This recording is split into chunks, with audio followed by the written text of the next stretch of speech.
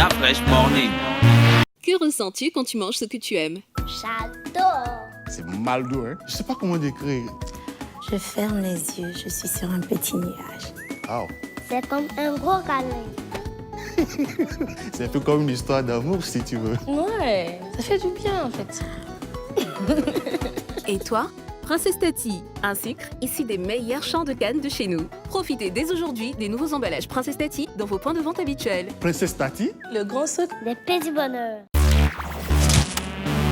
La Fresh Morning. C'est Urban FM 104.5, la station urbaine. Si vous me prenez à peine, vous pouvez toujours nous envoyer des big up à notre numéro de téléphone pour WhatsApp, le 065 05 10 45. Je vous disais qu'on recevrait le directeur de l'évaluation de la conformité à la GANOR, monsieur Evina Amvan. Bonjour, monsieur Evina. Bonjour, monsieur. Comment vous allez? Ça va. Le week-end s'annonce bien pour vous? Oui. À la GANOR, vous êtes toujours un peu stressé comme ça?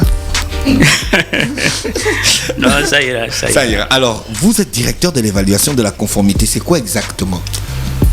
Disons que l'évaluation de la conformité, c'est, on va dire, l'ensemble des activités qui consistent à vérifier qu'un produit, un service ou une organisation managériale donnée respecte des exigences, des normes ou des règlements techniques.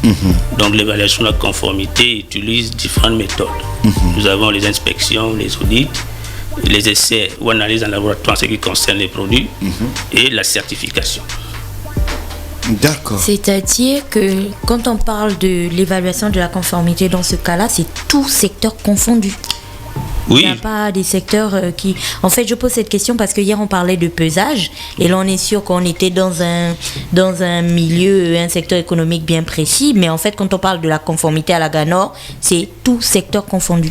Tout secteur confondu, comme je disais, une fois qu'il y a une norme ou une réglementation technique sur un produit, un service ou une organisation donnée, c'est que ce produit ou organisation peut faire l'objet d'une évaluation de la conformité. Vous avez parlé brièvement aussi de la certification.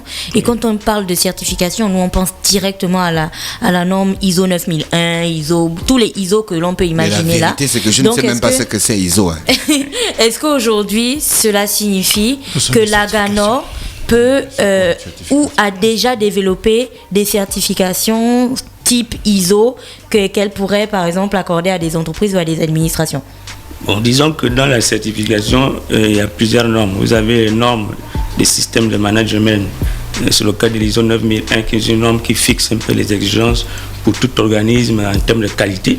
Vous avez des normes des systèmes de management de type ISO 14001 qui fixent des exigences en termes de respect de l'environnement. Vous avez des normes aussi de management de la santé et sécurité au travail, telles qu'ISO 45001 et d'autres normes encore de management. Et puis vous avez des normes produits, c'est-à-dire lorsque vous avez un produit donné comme du sucre ou du café, il peut exister une norme qui fixe des spécifications qui peuvent être physiques, chimiques, etc., que le produit doit respecter. Donc ce sont ces normes produits sur lesquelles par exemple on va faire des essais, des analyses pour vérifier si les spécifications préétablis sont respectés. Monsieur Evina, ça c'est trop long. Expliquez-nous clairement c'est quoi votre travail, vous, le matin quand vous arrivez, quand vous dites à madame, je pars au travail. Quel est le travail qui bénéficie aux Gabonais? Parce que c'est trop technique la mission, évaluation de la conformité. Comment on peut comprendre ça plus simplement? Bon, pour comprendre simplement, c'est-à-dire, nous, au niveau de l'évaluation de conformité, nous devons nous assurer par exemple, qu'un produit donné ou un service donné respecte des exigences en la matière, s'il existe derrière une norme qui fixe les exigences. Je prends l'exemple par exemple du ciment. Si vous regardez sur les sacs de ciment, vous verrez qu'il est marqué NGA 197-1. Ceux qui ont fait l'expérience de regarder, c'est que ce produit, qu'est le ciment, a une norme qui fixe les spécifications, c'est-à-dire des caractéristiques chimiques, physiques à respecter.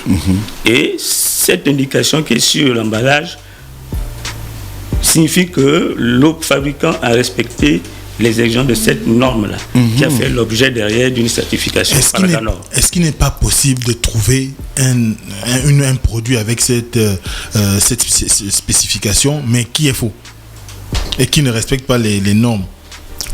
Ça peut arriver, c'est pourquoi derrière, il y a le service dont on a la charge, je rappelle, c'est succinctement composé d'un service qui s'occupe des certifications, d'un service qui s'occupe des marques et labels, ça c'est encore autre chose, et un service qui s'occupe de ce qu'on appelle la surveillance du marché.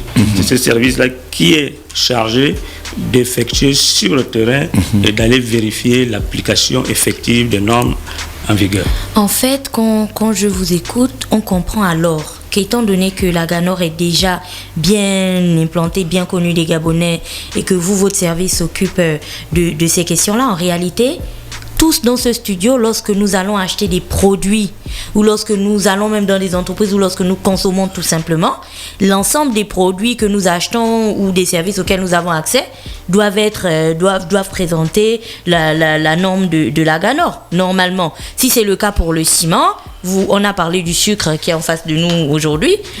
On devrait l'avoir sur le sucre, on devrait l'avoir sur le lait, on devrait l'avoir sur, je ne sais pas, sur les boulangeries qui nous certifieraient que le pain respecte bien tout ça, ou je me trompe? En principe, oui, mais comme je disais, le principe de la certification, c'est qu'il faut des éléments. Il faut au préalable qu'il y ait une norme qui fixe les spécifications. D'accord. Derrière, il faut qu'il y ait un organisme capable d'aller vérifier les spécifications qui sont définies par la norme. Et puis, troisième acteur important, il faut qu'il y ait derrière un organisme de certification.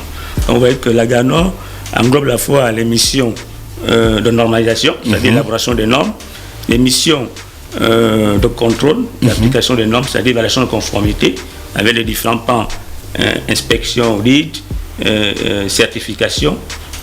Pour le moment, on n'a pas encore développé les activités des 5 laboratoires parce qu'on n'a pas encore créé un laboratoire sans projet. Vous attendez. Mais nous nous appuyons sur les laboratoires qui existent sur le plan national ou sur le plan international pour vérifier les spécifications qui sont définies. Pourquoi il n'y a pas une norme pourquoi il n'y a pas une évaluation des normes, par exemple, en termes de radio, par exemple?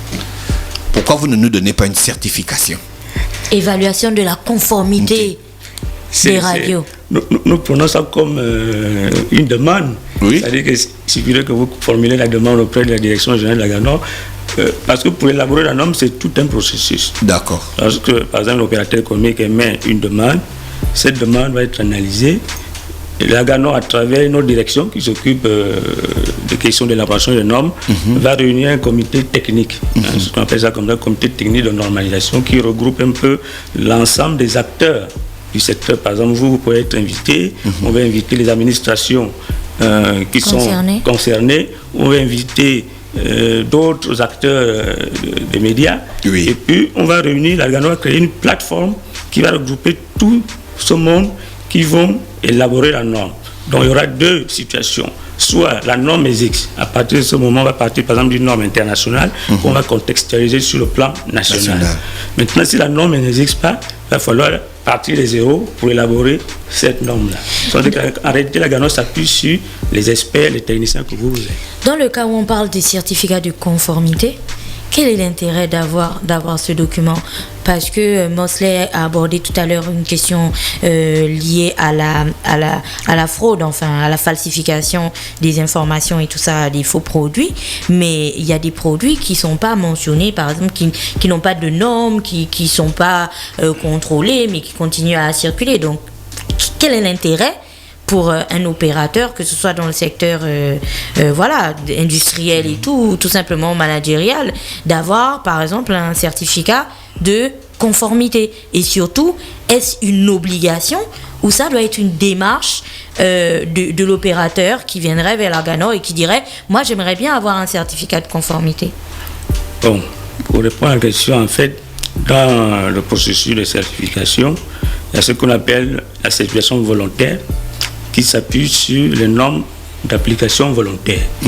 Le principe, c'est que lorsque la norme est élaborée par les comités techniques de normalisation, elle est de fait volontaire. C'est-à-dire que c'est l'opérateur économique ou l'utilisateur qui décide d'appliquer la norme pour pouvoir se démarquer des concurrents et démontrer de façon crédible que les activités ou les produits qu'il met sur le marché sont conformes aux exigences de la norme. Maintenant, il y a un moment donné, le gouvernement peut décider à travers, par exemple, le ministère de l'Industrie qui a sur la tutelle de la GANOR que tel produit ou tel secteur est sensible. À partir de ce moment, la norme peut être rendue d'application obligatoire par un arrêté ministériel. À partir de cet instant, la certification devient obligatoire. D'accord. C'est dingue, hein? Et donc, quel est l'intérêt? L'intérêt, comme je le disais... Oui, pour se démarquer de la concurrence. Oui. Et pour l'État, Pour l'État, comme je disais, si le secteur ou le produit est sensible, c'est premièrement protéger les consommateurs, les utilisateurs contre les produits ou les services qui peuvent comporter des dangers. Au niveau de l'environnement, bien sûr, parce qu'on a des produits qui peuvent être toxiques pour l'environnement. Au niveau, par exemple, des importations, vous savez qu'il y a des produits qui rentrent dont on ne connaît pas s'ils sont conformes aux normes internationales et même nationales en termes de qualité, en termes de sécurité. C'est déjà protéger non seulement les consommateurs, mais protéger aussi l'industrie nationale contre la concurrence déloyale de ces produits qui ne sont pas au niveau. Mais vous n'avez pas de laboratoire. Comment vous pouvez savoir qu'un téléphone il est faux ou un téléphone il est vrai? Comment savoir que le lait il est faux ou il est vrai? Vous appuyez sur les normes internationales. Oui, c'est ce que je disais, que dans la certification, on peut s'appuyer sur l'infrastructure nationale de la qualité, c'est-à-dire par exemple les laboratoires nationaux, mais on peut aussi s'appuyer sur les laboratoires extérieurs, étrangers. Par exemple, dans le cas du ciment, on utilise le laboratoire du LMTPG pour vérifier les spécifications le ministère des du Mines, ciment. si Voilà, le ministère des Mines. Mais en même temps, on a aussi des partenariats avec les laboratoires étrangers qui nous permettent d'envoyer des échantillons étrangers. Est-ce que vous avez des équipes? Oui, Gina. Parlons des importations et des exportations que vous avez un petit peu survolé ce matin. C'est dans ce cadre-là que rentre le programme d'évaluation de la conformité que la GANOR est en train de lancer? Voilà, effectivement, c'est ce qui m'amène beaucoup ici. Le programme gabonais d'évaluation de la conformité, en abrégé PROJEC, comme vous avez compris, c'est un programme qui a été mis en place en 2016, en mai 2016, dans sa première phase, on peut dire. Ce programme consistait à vérifier la conformité d'un certain nombre de produits importés au Gabon. On est parti pour le démarrage sur 3 catégories de produits. On avait les produits, les appareils électriques, les ordinateurs, les machines, etc. La deuxième catégorie, c'était tout ce qui est matériaux de construction, peinture, carreaux, etc. Et la troisième catégorie, c'était les cosmétiques, les appareils médico-chirurgicaux, les jouets, etc.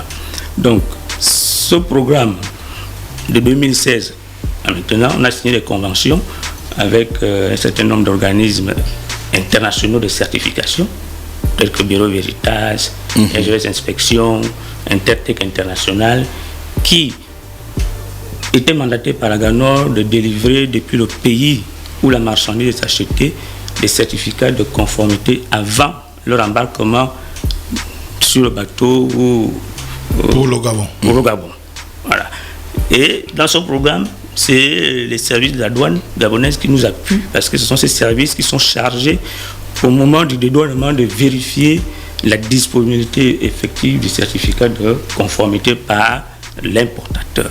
Mais il faut dire que c'est un programme qui normalement est dédié aux exportateurs, parce que dans le commerce international, c'est celui qui produit ou qui fabrique le produit ou qui délivre un service qui doit en démontrer la conformité. Donc, lorsque le certificat est délivré, il est délivré au vendeur, au fournisseur, qui à son tour le remet à son importateur, qui le présente au service de douane au moment de dédouaner sa marchandise. D'accord. Voici le principe du programme. Donc, aujourd'hui, le programme va être... Il y a les conventions qui vont être renouvelées. Il faut vérifier les conventions parce qu'il y a eu beaucoup de corruption dans cette histoire. Il y a des gens qui ont donné des certifications à des entreprises qui n'ont pas fait le travail au Gabon, on sait ça. Je ne sais pas, mais en ce qui concerne la Non, monsieur Evina, vous savez. Vous savez? Non, je ne sais pas. Je sais qu'en ce qui nous concerne... Est-ce qu'il existe des cas de fraude quand même?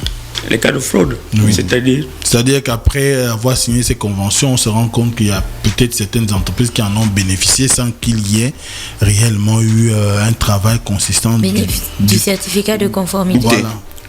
Non, je ne pense pas, parce que malgré que la GANOR a mandaté les organismes, il y a quand même un suivi. Il y a un suivi qui se fait mensuellement, il y a un suivi qui se fait de façon inopinée. Les opérateurs mandatés nous transmettent chaque mois les rapports d'inspection, le nombre de certificats délivrés, les cas de non-conformité détectés. Oui. Voilà. Il y a aussi un suivi mensuel et annuel qui est fait, et derrière, la GANOR est là pour mettre en place des actions correctives pour pouvoir corriger et rectifier le tir. La plupart des pays combattent la contrefaçon, combattent les produits dangereux et mal faits et tout ça, et je comprends que notre pays s'inscrit aussi dans cette logique. Donc vous dites qu'il y a certaines conventions qui vont être renouvelées, qui vont être signées. La convention projet va être renouvelée, voilà, parce qu'il y a un certain nombre d'éléments nouveaux. Justement, c'est ce que j'ai envie de vous demander. Qu'est-ce que ça change pour nous, consommateurs? Dafresh a envie d'acheter une voiture qui fera venir des États-Unis, par exemple. Moi, je veux me lancer dans le commerce des jouets et je vais faire venir mon conteneur de jouets. Et Mosley, il aime la mécanique, il va faire venir son conteneur de pièces détachées. Qu'est-ce que ça change pour nous, importateurs gabonais? Et qu'est-ce que ça change pour Fallon qui, elle plante les tomates et elle a envie de les exporter au Cameroun? Qu'est-ce qui va être différent désormais? Bon, voilà. Donc, première chose qui va changer, en 2016, les conventions qui vont s'achever, se focaliser sur les produits importés. À partir de maintenant, le projet concernera aussi bien les produits importés que les produits exportés. Deuxième chose importante qui va changer, c'est que avec les différents échanges que nous avions eus à l'époque avec la CPG, la Confédération patronale gabonaise, les opérateurs économiques, étaient soumis au projet les produits dont la valeur marchande était située à 3 000 euros, à peu près, on va dire 1 900 000, oui. Voilà. Mais nous avons constaté tout au long du développement du programme qu'il y a un certain nombre d'importateurs qui segmentaient leurs produits pour se situer en dessous de 3 000 euros pour pouvoir passer sans se faire certifier. Donc désormais, nous avons baissé ce taux-là, enfin cette valeur marchande-là, à 1 000 euros. 1 000 euros sur tous les 650 000 francs, pour que le maximum d'importateurs soient soumis à la procédure obligatoire de certification. Troisième chose qui a changé, c'est que maintenant, au départ, nous avons 3 organismes internationaux mandatés. Il y aura un 4e qui va s'ajouter, Cotecna. Pour répondre maintenant à votre question, quelle est l'importance pour vous ou pour votre collègue de souscrire ou de se plier aux procédures du projet? Vous avez entendu parler de la GOA, qui était un dispositif, enfin un partenariat mis en place par l'African Growth Opportunity Act. Voilà. Vous voyez que pendant longtemps, on n'a pas pu exporter vers les États-Unis. Pourquoi? Parce que tout simplement, c'est bien, on a planté les tomates, on a fait nos différents produits manufacturés ou culturels, mais les États-Unis vous disent que vous êtes exempté des frais de douane, des taxes de douane. Mais la condition, c'est qu'il faut respecter les normes américaines.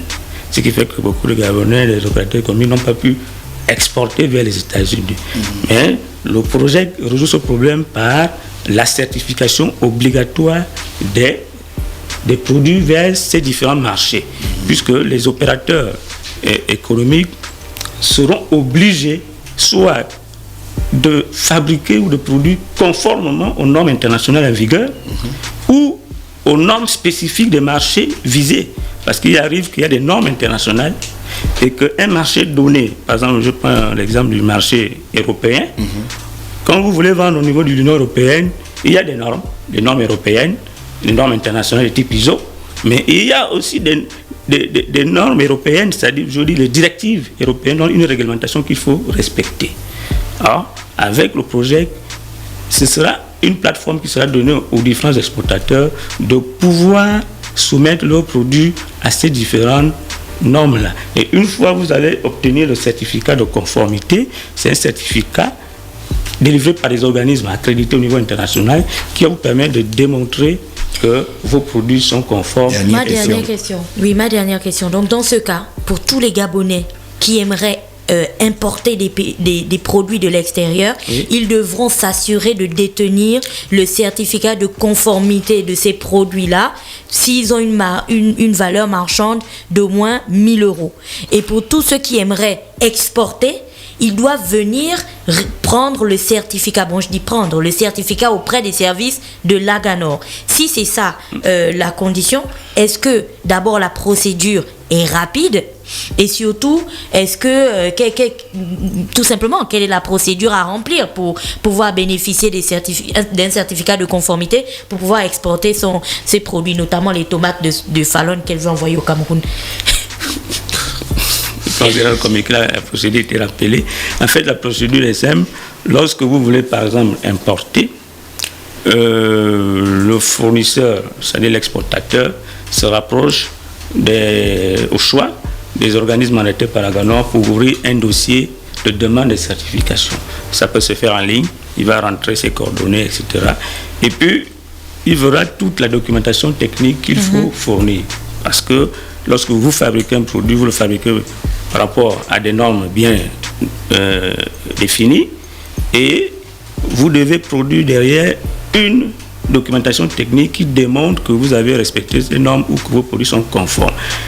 Une fois tous ces démarches administratives remplies, l'opérateur de certification que vous avez choisi librement, c'est-à-dire Intertech ou Bureau Veritas, va désigner un inspecteur qui viendra vérifier votre produit avant son embarquement.